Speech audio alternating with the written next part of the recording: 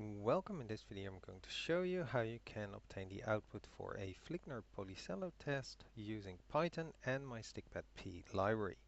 Notice this video will focus on obtaining this measure or this test output, not so much if you should.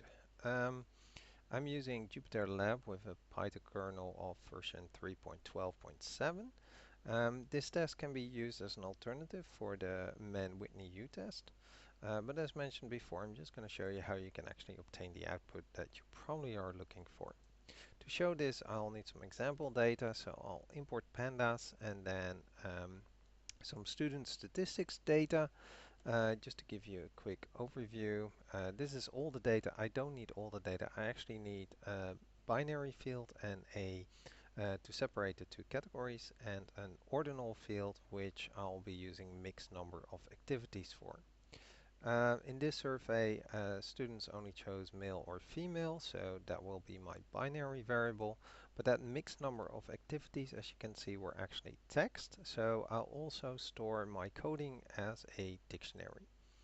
A quick look at the nominal variable shows that indeed it's actually binary because only two categories were selected. My library is unfortunately not directly available via pip install, but you can use it via my GitHub. So it is pip install, but then use the full link to my GitHub. Then once installed, you can import it just as any other library, and the function of interest is actually this one, the TS, short for test, Fligner-Policello. It takes as input my binary field, the ordinal field, and because these are not numbers, I also specify the levels.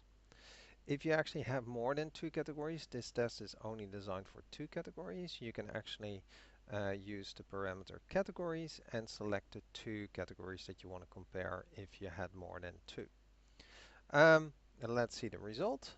In this case, it's going to be 4.28. There were 45 students, or at least 45 students for that had selected answers for these two.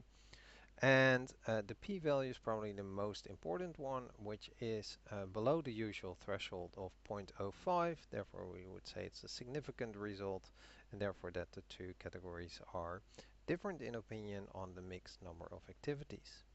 And that's it. I hope this video was helpful, and thank you for watching.